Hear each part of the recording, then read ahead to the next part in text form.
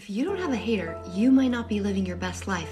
Here's why. By the way, by hater, I mean someone that disapproves of you, is not encouraging you, and is not being generally supportive on you. This is not a commentary on racism, bigotry, or any of those despicable forms of hatred towards other humans. A part of being you and showing up in the world and having dreams and doing big things and making changes, you're going to attract people that disapprove of you. In fact, you sometimes might even attract people that just hate you.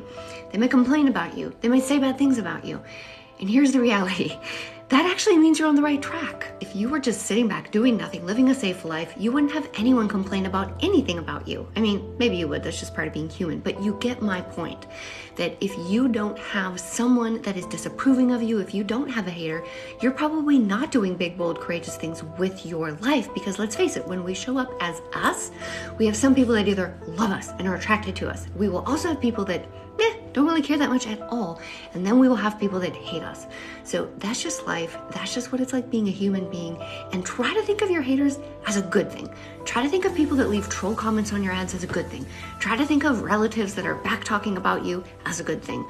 Look at these all as little tests and little pieces of truth that you are showing up as a more authentic version of you and who you want to be in this world.